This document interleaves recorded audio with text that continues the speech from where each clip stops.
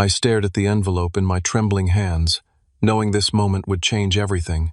My parents sat across from me in their worn-out recliners, demanding 50% of my salary like vultures circling fresh prey.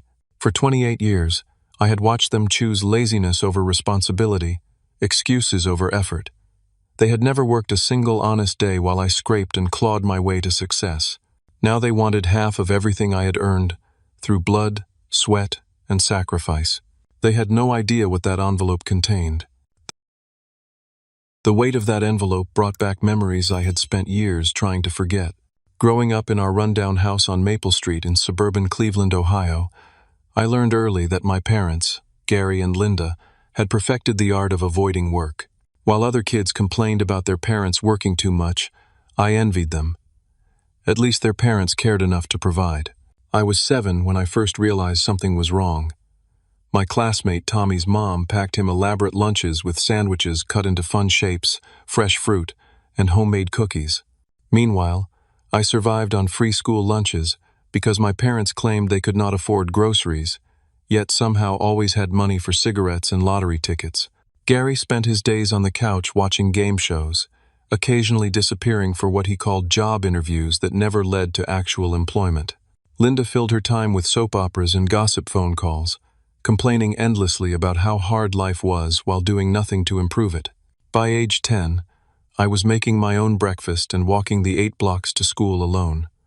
Other parents dropped their kids off or waited at bus stops, but mine were still asleep when I left each morning. I learned to set my own alarm clock, lay out my own clothes, and check my own homework because asking for help only resulted in irritated sighs and promises of later that never came. The house constantly smelled of stale cigarettes and disappointment. Paint peeled from the walls, the carpet was stained beyond recognition, and half the light bulbs were burned out because replacing them required effort my parents refused to invest. I did my homework at the kitchen table under the single working overhead light, surrounded by unwashed dishes and overflowing ashtrays. When I turned 12, I started mowing lawns in the neighborhood. Mrs. Henderson next door offered me $10 to cut her grass, and word spread quickly. Soon I had 5 regular customers and was earning $50 every weekend. I used that money to buy school supplies, decent clothes from thrift stores, and occasionally treat myself to a burger when the empty refrigerator at home offered nothing but condiments and expired milk. High school brought new challenges and deeper resentment. While my friends worried about prom dates and college applications, I worried about keeping the electricity on. My parents had discovered they could live comfortably on government assistance checks, food stamps, and the occasional under-the-table work that they never reported. They mastered the system, claiming disabilities they did not have, and presenting themselves as victims of circumstances beyond their control. I worked 25 hours a week at Morrison's grocery store, stocking shelves and bagging groceries after school and on weekends. My manager, Mr. Peterson, became more of a father figure than Gary ever was, teaching me about responsibility, work ethic, and saving money. While my parents bought a new 60-inch television with their tax refund, I deposited every paycheck into a savings account earmarked for college. The day I graduated high school, with a 3.8 GPA and a partial scholarship to Ohio State University, my parents barely looked up from their shows to acknowledge my achievement. Gary muttered something about college being a waste of time, while Linda complained that I would be moving too far away. Neither bothered to attend my graduation ceremony. I sat in that auditorium surrounded by families celebrating their children's accomplishments, feeling utterly alone despite being in a crowd of hundreds. The betrayal that changed everything happened 3 weeks before I was supposed to start college. I had saved $4,000 for dormitory deposits, textbooks, and living expenses to supplement my scholarship. When I went to the bank to withdraw the money, I discovered my account was empty. My parents, listed as co-signers because I had opened the account as a minor, had cleaned it out to buy a new entertainment system complete with surround sound and gaming console. Gary shrugged when I confronted them, claiming they deserved the money for supporting me for 18 years. Linda actually had the audacity to say I should be grateful they were giving me motivation to work harder in college. They showed no remorse, no understanding of what they had stolen from me. It was not just money, It was my future, my dreams, and my trust. I left home that night with everything I owned stuffed into 2 duffel bags and $63 in cash tips from my grocery store job. I slept in my car for a week before finding a tiny studio apartment I could afford by working 40 hours a week while taking a full course load. I ate ramen noodles and peanut butter sandwiches for months, wore the same 3 shirts in rotation, and studied until my eyes burned. The climactic moment that brought me to this confrontation happened 2 weeks ago when I realized they had been secretly monitoring my social media accounts. Despite blocking them years earlier, they had somehow discovered my recent promotion to senior software engineer at a major tech company in Columbus. They learned about my 6-figure salary, my savings account balance, and my plans to buy a house. Their sudden interest in reconnecting was not about love or pride in my accomplishments. It was about money, and they wanted their share. 2 Saturday mornings ago, I was enjoying a rare, peaceful moment in my downtown apartment, sipping coffee and reading the news on my tablet. I had worked 60 hours that week debugging a critical system for our biggest client, and this quiet morning felt like a well-deserved reward. The sun streamed through my floor-to-ceiling windows, highlighting the modern furniture and electronics I had carefully saved to purchase. Everything in my space represented years of sacrifice and determination. The doorbell rang at 9:30, which surprised me because I was not expecting anyone. When I checked the security monitor, my blood ran cold. Gary and Linda stood in my building's lobby, looking uncomfortable but determined. Gary wore his best polo shirt, the one he reserved for court appearances and government office visits, while Linda had applied makeup and styled her hair for the first time in months. They carried cheap gas station flowers and what appeared to be a store-bought cake. Somehow they had gotten past building security, probably by following another resident through the main entrance. I buzzed them up, my mind racing with questions and dread. In the 10 years since I had left home, they had contacted me exactly 3 times. Once when Gary needed bail money after a drunk driving arrest, once when Linda wanted me to co-sign for a credit card, and once to inform me that my grandmother had died. Each interaction had been purely transactional.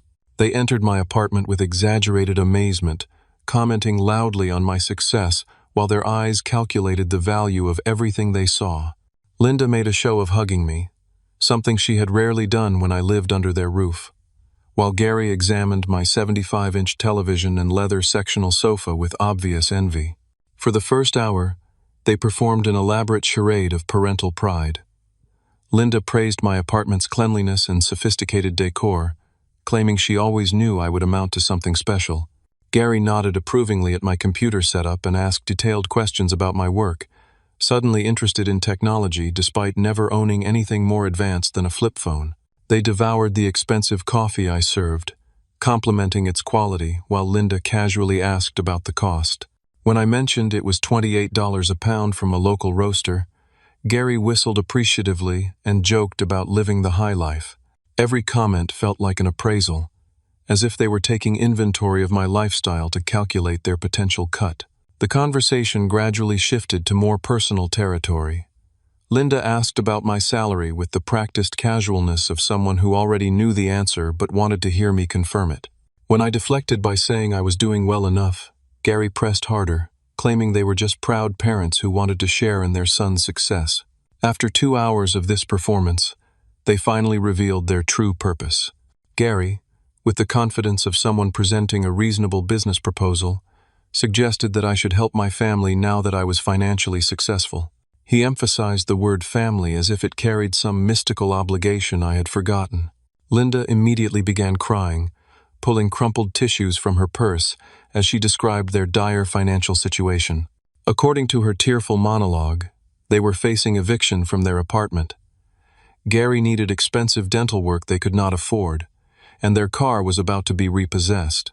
She painted a picture of desperate poverty that would have been heartbreaking if I did not know it was largely self-inflicted. The conversation reached its shocking climax when Gary, emboldened by what he perceived as my sympathetic silence, made his demand explicit. He stated matter-of-factly that I owed them 50% of my monthly salary for raising me. He presented this as simple mathematics. They had invested 28 years in my upbringing, and now it was time for their return on investment.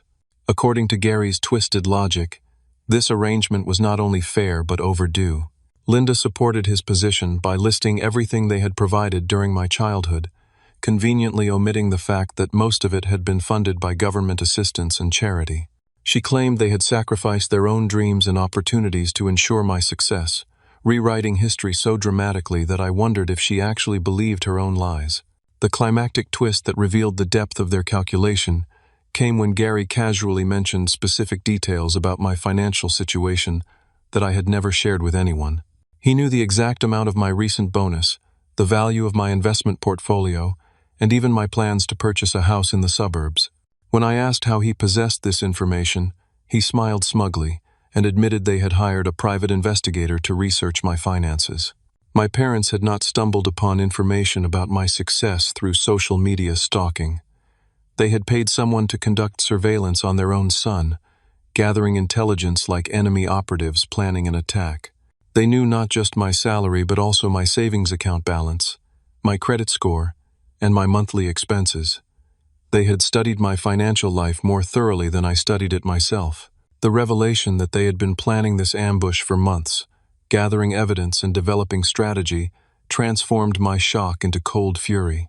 This was not desperate parents reaching out for help. This was a calculated shakedown by two people who viewed me as their personal ATM machine. They had researched me like a mark in a con game, and now they expected me to pay up voluntarily. The week following their visit became a masterclass in emotional manipulation that would have impressed professional con artists. Gary and Linda launched a coordinated campaign designed to break down my resistance through guilt, shame, and social pressure. They had clearly planned this phase as carefully as their initial research. Linda called me every morning at exactly 7:15, right when she knew I would be getting ready for work. Her conversations followed the same script, sobbing about their desperate situation, reminiscing about my childhood, as if it had been filled with love and sacrifice, and expressing hurt that I was abandoning them in their hour of greatest need.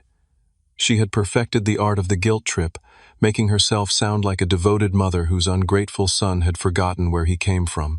These daily phone calls were timed to disrupt my morning routine and put me in a negative mindset before important meetings. Linda knew I had presentations to give and deadlines to meet, yet she deliberately created emotional chaos that followed me into the office.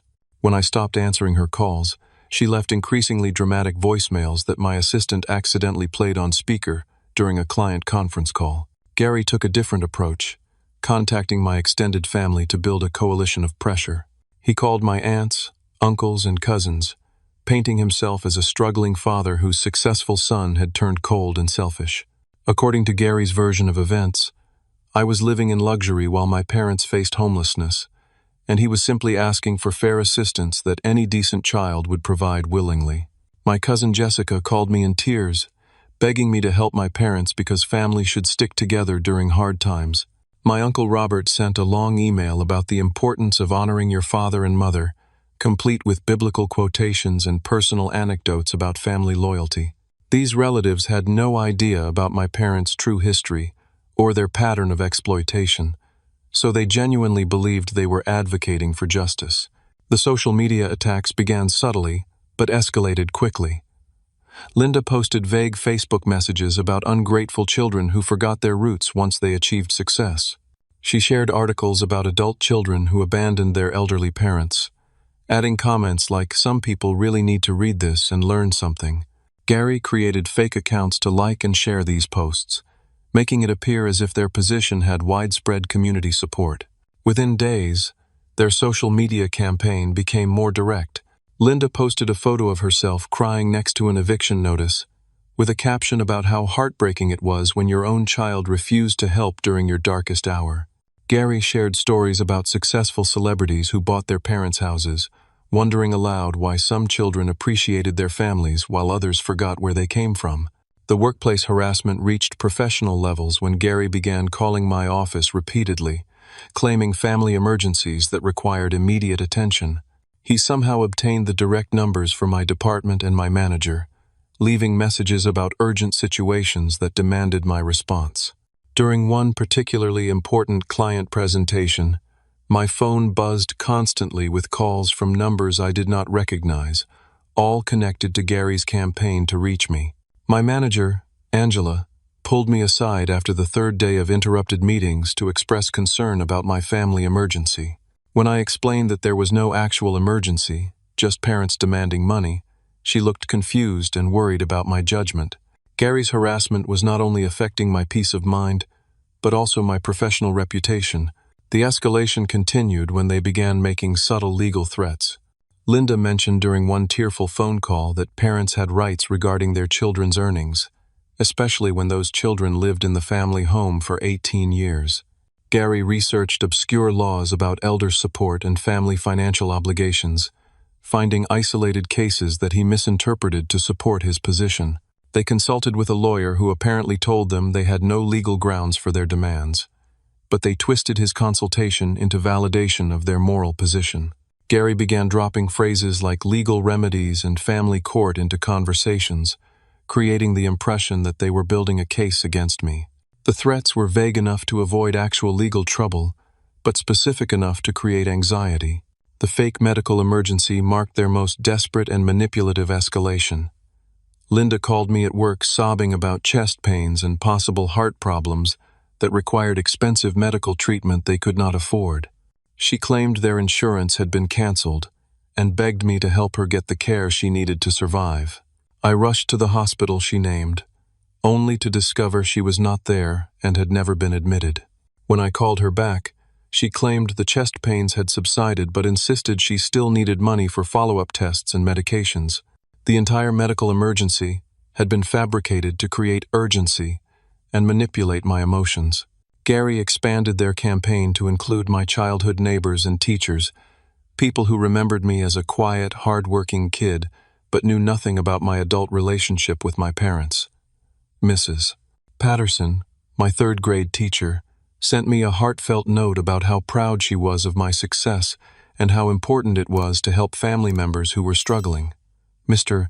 Jenkins from down the street stopped me at the grocery store to express concern about my parents' financial difficulties. These community members genuinely cared about my family's welfare and had been deceived into believing my parents were innocent victims of circumstances beyond their control. Gary and Linda had crafted a narrative that cast them as hardworking people who had fallen on tough times, while portraying me as a selfish success story who had forgotten his humble beginnings. The climactic revelation that exposed the depth of their deception came when I decided to drive past their supposed apartment to see their living conditions for myself. Instead of the rundown complex they had described, I found them residing in Cedar Ridge luxury apartments, a high-end community with a swimming pool, fitness center, and concierge service. Their apartment was not the cramped, deteriorating unit they had portrayed during their guilt campaign. Through the large windows, I could see new furniture, a massive television, and what appeared to be recent renovations.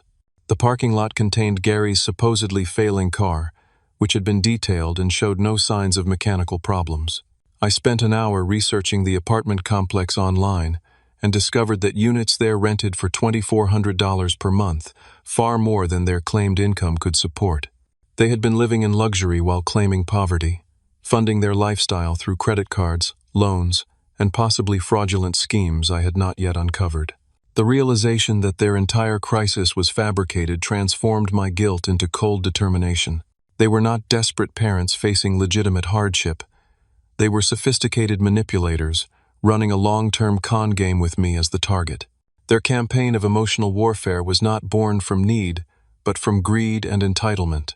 The discovery of my parents' luxury living situation shattered any remaining doubt about their true motives, but I needed concrete evidence before confronting them. I contacted Sarah Mitchell, a private investigator recommended by a colleague who had used her services during a messy divorce. Sarah specialized in financial fraud and background investigations, with 15 years of experience as a police detective before starting her own firm. Our first meeting took place in her downtown office, a professional space that immediately put me at ease. Sarah listened carefully as I explained the situation, taking detailed notes and asking pointed questions about my parents' history and behavior patterns. She did not seem surprised by their tactics, explaining that financial exploitation of successful adult children was more common than most people realized. Within a week, Sarah uncovered information that exceeded my worst expectations. My parents were not simply lazy or entitled. They were career criminals who had been running sophisticated scams for years. The evidence she gathered painted a picture of systematic fraud that extended far beyond their demands for my money. The government fraud was extensive and well organized. Gary and Linda had been illegally collecting disability benefits for fabricated conditions while working under-the-table jobs that they never reported to authorities. Gary claimed a back injury that prevented him from working, yet Sarah found evidence of him doing construction work for cash payments. Linda received mental health disability payments, while secretly babysitting neighborhood children for unreported income. Their disability fraud had been running for 7 years, generating over $200,000 in illegal benefits. They had learned to game the system expertly, knowing exactly what symptoms to report and which doctors to visit for sympathetic evaluations. They rotated between different physicians to avoid detection and had coached each other on maintaining consistent stories about their limitations. The credit card schemes revealed a level of sophistication that shocked even Sarah. My parents had been opening credit cards in the names of deceased relatives, using obituaries and public records to gather necessary information. They had successfully created accounts for my grandmother, 2 deceased uncles, and several family friends who had passed away over the previous 5 years. Each fraudulent account was managed carefully to avoid immediate detection. They made minimum payments for several months before maxing out the cards and abandoning them. The total debt accumulated through this scheme exceeded $60,000, spread across 12 different financial institutions. They had created a complex web of false identities and addresses to support their fraudulent applications. The revelation about my grandmother's exploitation was particularly devastating. Sarah discovered that Gary and Linda had been stealing her Social Security checks during the final 2 years of her life, when dementia had left her vulnerable and confused. They had gained access to her bank accounts by claiming they were helping her manage her finances, then systematically drained her savings while she lived in a state-funded nursing home. My grandmother died believing she was destitute, unaware that her own son and daughter-in-law had stolen the money she had saved for her grandchildren's education. The inheritance she had intended to leave me, approximately $15,000, had been spent on my parents' luxury lifestyle and gambling debts. They had even sold her jewelry and personal belongings without her knowledge or consent. Sarah's investigation revealed that this pattern of exploitation extended to other elderly neighbors and family friends. Mrs. Henderson, who had hired me to mow her lawn as a child, had been convinced to loan Gary $5,000 for emergency car repairs that never happened. Mr. and Mrs. Cooper from across the street had given Linda $3,000 to help with medical bills that were completely fabricated.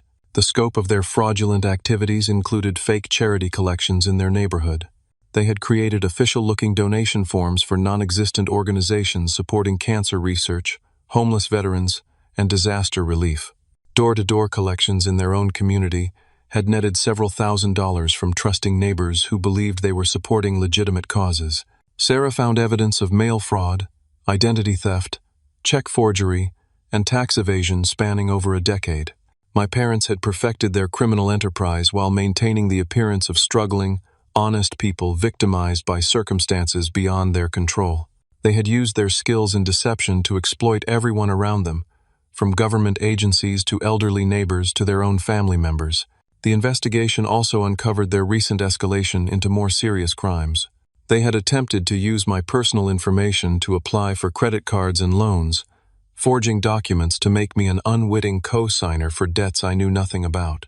Sarah found 3 pending applications that had been submitted using my Social Security number and employment information. The most shocking discovery was that they had already spent money they expected to receive from me. Credit card statements showed purchases of expensive electronics, furniture, and vacation packages charged against anticipated income from their demands. They had been so confident in their ability to manipulate me that they had already committed to payments based on money they had not yet extracted. The climactic revelation came when Sarah informed me that my parents were currently under FBI investigation for mail fraud and identity theft. Federal agents had been building a case against them for months, gathering evidence of their multi-state criminal activities. The timing of their demand for my money was not coincidental. They needed funds to pay for expensive criminal defense attorneys and potentially flee the country if charges were filed. Sarah explained that my parents faced potential federal charges, carrying sentences of up to 20 years in prison. Their financial crimes had crossed state lines and involved federal agencies, elevating their case from local fraud to federal prosecution. The luxury apartment, new furniture, and expensive lifestyle were funded by criminal activities that were about to catch up with them. Understanding that my parents were not just greedy, but genuinely dangerous criminals, changed my entire perspective on the situation. This was not a family dispute about money. It was an attempt by career criminals to involve me in their schemes and potentially make me an accessory to their crimes. Their demand for 50% of my salary was part of a larger criminal enterprise that threatened not just my finances but my freedom and reputation. Armed with Sarah's evidence, I realized that confronting my parents required careful planning and legal protection. This was no longer a personal family matter, but a criminal investigation that could affect my own freedom if handled incorrectly. I needed professional guidance and ironclad documentation of every interaction going forward. My first step was consulting with David Chen, an attorney who specialized in family law and financial crimes. David had handled cases involving elder abuse, identity theft, and family fraud, giving him unique insight into the legal complexities of my situation. His office was located in the financial district, and his credentials covered the wall behind his mahogany desk. David reviewed Sarah's evidence with the careful attention of someone who understood the serious nature of the crimes my parents had committed. He explained that their actions constituted multiple felonies that could result in significant prison time and financial restitution to their victims. More importantly for my immediate situation, he confirmed that I had no legal obligation to provide them with any financial support whatsoever. The attorney helped me understand the potential risks I faced if my parents continued their criminal activities. Their use of my personal information for fraudulent applications could potentially implicate me in their schemes if I did not take immediate action to protect myself. David recommended a comprehensive strategy to document their behavior and insulate me from any future criminal liability. We began by implementing protective measures for all my financial accounts and personal information. David arranged for credit monitoring services that would alert me to any attempts to use my identity for loans, credit cards, or other financial products. We placed fraud alerts with all 3 major credit bureaus and secured my social security number against unauthorized use. I changed all passwords for my bank accounts, investment portfolios, and employer systems, implementing 2-factor authentication wherever possible. David helped me draft letters to my bank, credit card companies, and employer explaining the situation and requesting additional security measures to prevent unauthorized access to my accounts. The evidence compilation required careful organization and legal documentation. Sarah and David worked together to create a comprehensive file that included photographs, financial records, witness statements, and official documents proving my parents' criminal activities. Every piece of evidence was properly authenticated and prepared for potential use in legal proceedings. David recommended setting up what he called a controlled confrontation, where my parents would be invited to my apartment under the pretense of receiving their demanded money. This meeting would be carefully documented with legal audio and video recording equipment, providing irrefutable evidence of their criminal intent and threatening behavior. The setup required precise coordination between multiple parties. Sarah would be positioned in an adjacent apartment with surveillance equipment and direct communication with local law enforcement. David arranged for FBI agents who were already investigating my parents to be ready to respond immediately if the situation escalated beyond threats to actual criminal behavior. We installed professional-grade recording equipment in my apartment that would capture both audio and video of the entire encounter. The system was completely legal under Ohio's one-party consent laws, meaning I could record conversations in my own home without my parents' knowledge or permission. Multiple camera angles would document every word and action during their visit. The envelope that would contain my response to their demands became a carefully crafted piece of evidence. Instead of money or a check, it would contain copies of all the documentation Sarah had gathered about their criminal activities, along with a letter explaining that I knew about their fraud and would not be participating in their schemes. David helped me write the letter in language that was clear but legally precise. It informed my parents that I was aware of their criminal activities, would not provide them with any financial assistance, and expected them to cease all contact with me immediately. The letter also warned them that any future attempts to use my personal information or harass me would result in immediate law enforcement involvement. The backup plan included immediate law enforcement contact if my parents became violent or made specific threats against me. Sarah had coordinated with Detective Rodriguez from the Columbus Police Department, who was liaising with the FBI investigation into my parents' activities. Any escalation during our meeting would trigger immediate police response and potential arrest. We also prepared for the possibility that my parents might attempt to destroy evidence or flee after realizing they had been caught. Sarah had already provided copies of all evidence to federal investigators, so nothing they could do during our confrontation would affect the ongoing criminal case against them. Their crimes were already documented, and their prosecution was inevitable. The timing of our confrontation was coordinated with the FBI investigation to ensure maximum impact.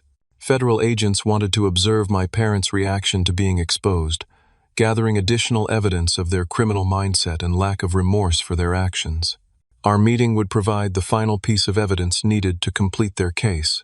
The climactic twist that elevated our plan from defensive to offensive came when Sarah discovered that my parents had already told their neighbors and extended family that I had agreed to give them the money. They had been posting on social media about their upcoming windfall, thanking me publicly for my generosity and promising to share details about their good fortune. More seriously, they had secretly applied for a $30,000 personal loan using my financial information as collateral. They had forged my signature on application documents and provided my employer information and salary details to support their loan request. The loan approval was pending, meaning they were on the verge of committing a major felony that would directly implicate me in their criminal activities. This discovery transformed our confrontation from a family dispute resolution into an urgent intervention to prevent additional crimes. We needed to expose their activities immediately, before they could complete the fraudulent loan application or use my reputation to commit additional fraud against other victims. David filed emergency motions with the court to freeze any financial accounts linked to my identity and alert all relevant financial institutions about the fraudulent applications. We also provided federal investigators with evidence of the attempted loan fraud, giving them grounds for immediate arrest if my parents completed the fraudulent application. The plan reached its final form as a carefully orchestrated intervention designed to end my parents' criminal activities while protecting me from any collateral damage. Every detail had been considered, from legal documentation to personal safety, ensuring that justice would be served regardless of how my parents reacted to being exposed. The evening of our planned confrontation arrived with unseasonable warmth for October in Columbus. My parents were scheduled to arrive at 7 o'clock, expecting to collect their first monthly payment of what they believed would be a permanent arrangement. I had spent the day reviewing our plan with Sarah and David, ensuring that every detail was perfectly coordinated. Gary and Linda arrived 15 minutes early, carrying a bottle of cheap champagne and wearing their best clothes, as if this was a celebration rather than an extortion attempt. Linda had applied makeup carefully and styled her hair, while Gary wore the same suit he had worn to court appearances over the years. They entered my apartment with the confidence of people who believed they had already won. Their performance began immediately, with Linda taking selfies in front of my expensive furniture and Gary commenting loudly about how proud they were of my success. They insisted on opening the champagne, toasting to family and financial partnership, while their eyes gleamed with anticipated greed. Linda posted photos on social media in real time, captioning them with messages about family reunions and shared prosperity. For the first hour, they maintained their charade of loving parents, celebrating their son's generosity. Gary examined my electronics with newfound interest, asking detailed questions about prices and features, as if calculating his share of ownership. Linda wandered through my apartment taking pictures, already planning how she would decorate their new luxury lifestyle funded by my monthly payments. They brought up specific plans for the money, revealing just how thoroughly they had prepared for this moment. Gary wanted to buy a new truck and take a vacation to Las Vegas, while Linda had already researched expensive jewelry and designer clothing she planned to purchase. They discussed their financial demands as if they were business partners dividing profits rather than parents exploiting their child. The celebration atmosphere began to shift when I delayed producing the envelope they had come to collect. Their casual conversation became increasingly forced as they realized I was not immediately complying with their expectations. Gary's jokes about early retirement became pointed comments about family obligations, while Linda's loving remarks carried underlying threats about disappointment and consequences. When I began asking questions about their recent lifestyle improvements and financial situation, their carefully maintained masks began to slip. Gary became defensive about their luxury apartment, claiming they had received an inheritance from a distant relative I had never heard of. Linda's explanations for their expensive purchases grew increasingly elaborate and contradictory. Their true personalities emerged as frustration replaced false affection. Gary's voice rose as he accused me of stalling and wasting their time, while Linda's tears transformed from grateful joy to manipulative anger. They dropped their pretense of this being a voluntary family arrangement and began making explicit threats about what would happen if I refused to pay. The verbal abuse escalated quickly once they realized their emotional manipulation was not working. Gary called me selfish and ungrateful, listing everything they claimed to have sacrificed during my childhood while conveniently ignoring the government assistance that had actually funded my upbringing.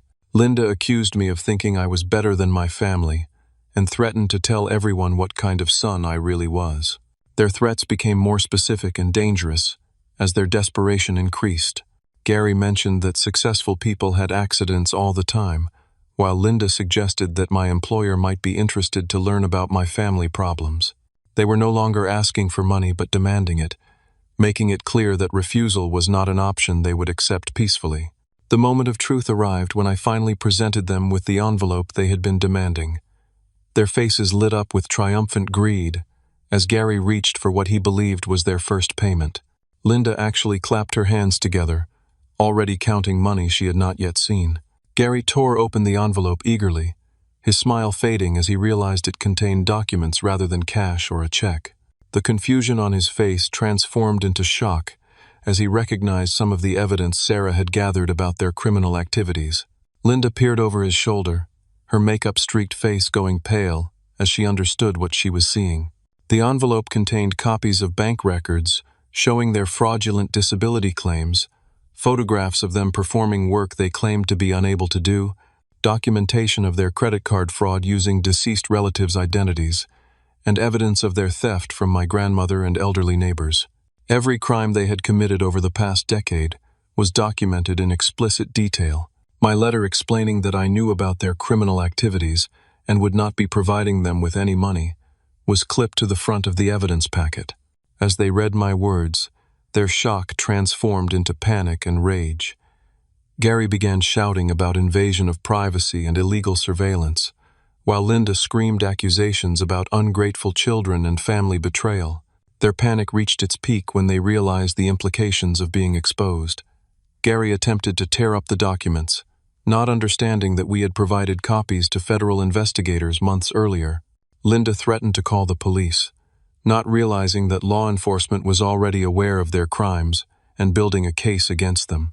The climactic moment arrived when Gary lunged toward me in a rage, shouting threats about what he would do to ungrateful sons who betrayed their families.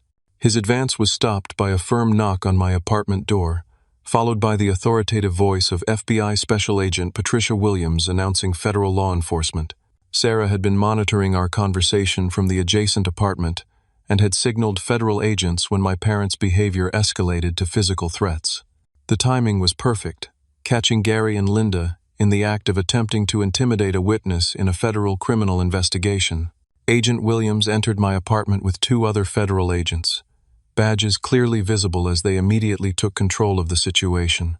Gary and Linda's shock was complete, as they realized they were not just dealing with family conflict but with federal law enforcement.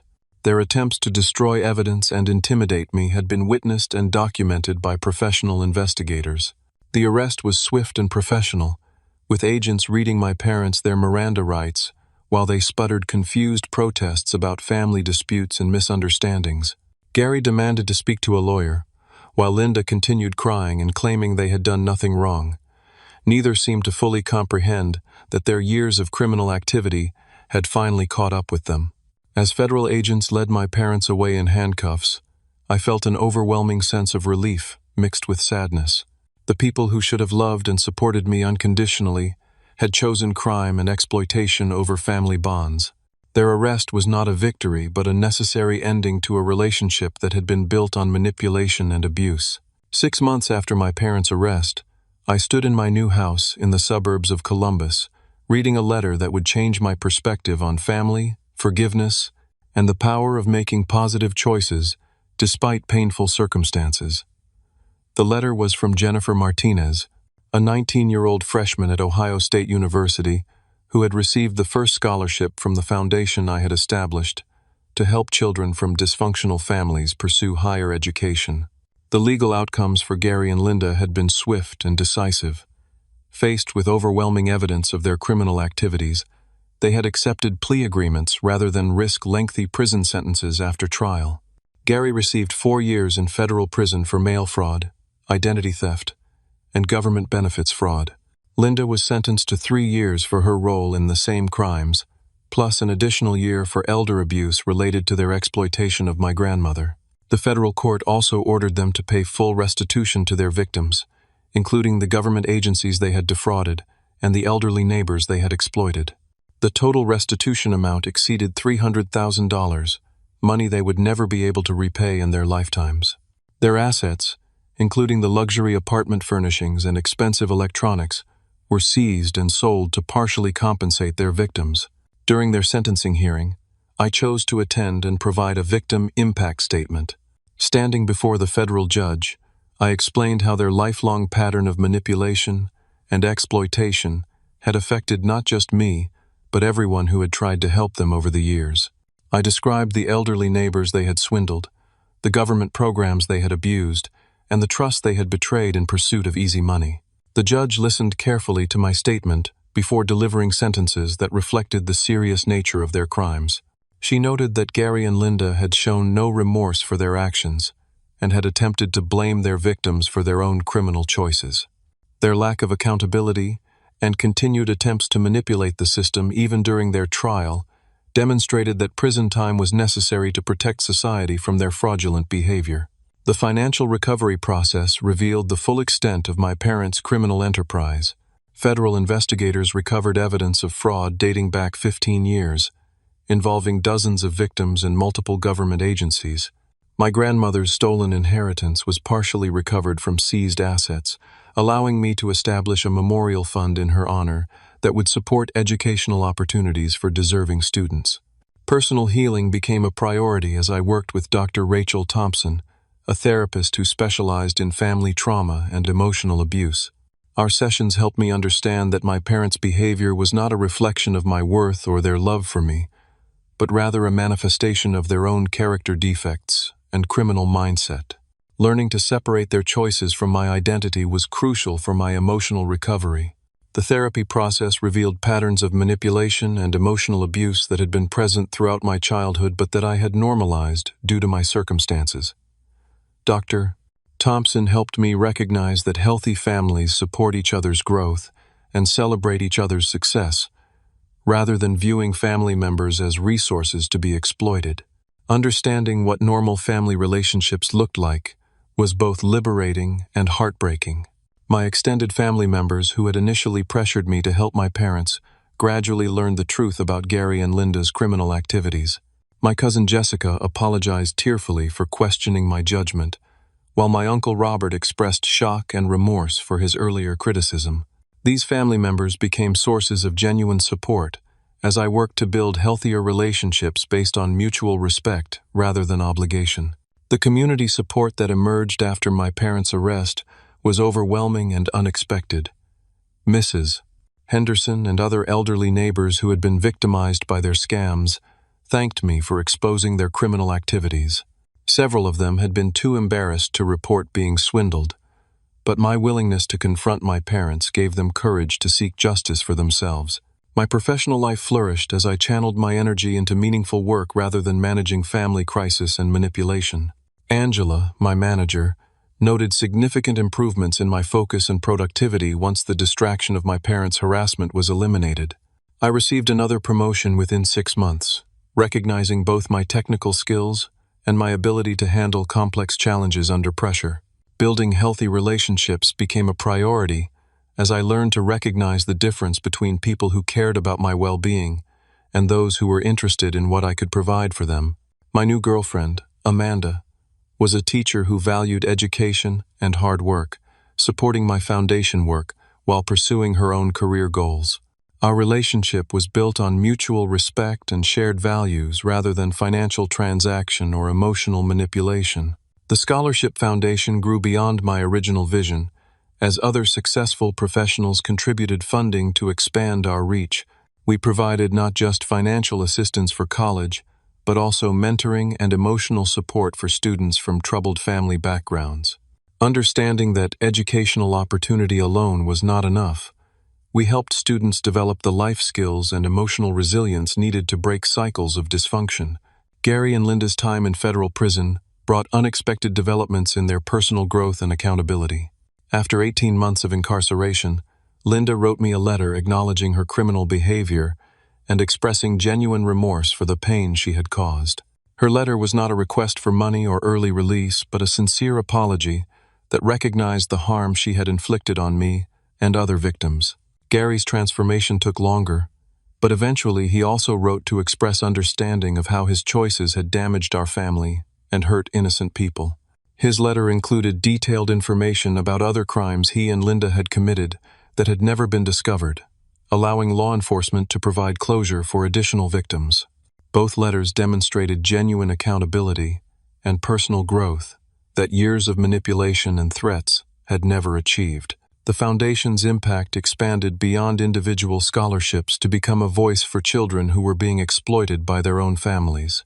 We partnered with law enforcement agencies to educate the public about financial abuse of young adults and help develop resources for people escaping dysfunctional family situations. My personal experience became a tool for helping others recognize and address similar problems in their own lives. The deep life lesson that emerged from this painful experience transformed my understanding of family, love, and personal responsibility. I learned that true family relationships are built on love, support, and mutual respect, not blood relation or obligation.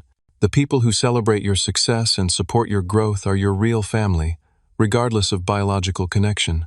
Most importantly, I discovered that refusing to enable someone's destructive behavior is actually an act of love, both for yourself and for them.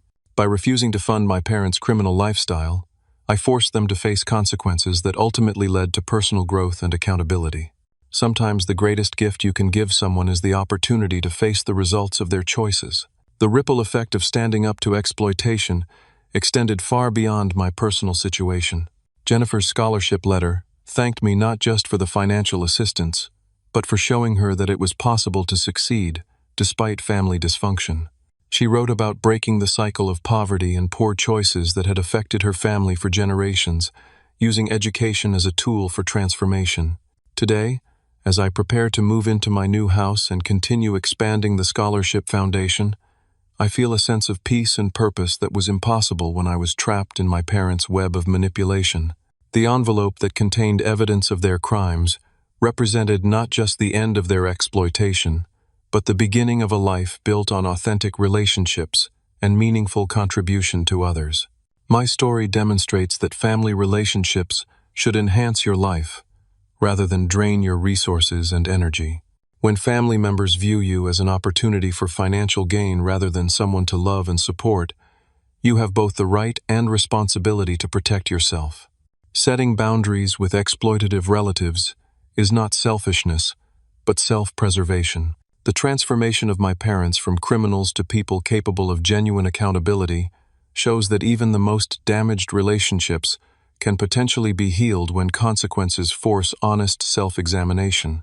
However, that healing must be based on their choices and growth, not your willingness to continue enabling their destructive behavior.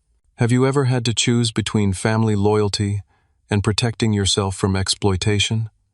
How did you find the courage to set boundaries with people who claim to love you, but treated you like an ATM machine. I would love to hear your thoughts in the comments below. If this story resonated with you, please give it a like and subscribe to hear more stories about overcoming family dysfunction and building authentic relationships. Share this video with anyone who might be struggling with similar family manipulation, and remember that you have the power to break cycles of exploitation and create the life you deserve. Thank you for listening to my story, and I hope it helps you find the strength to stand up for yourself when family members forget that love should be given freely, not purchased with guilt and obligation. Remember that your success belongs to you, and you have every right to protect it from those who would exploit your achievements for their own gain.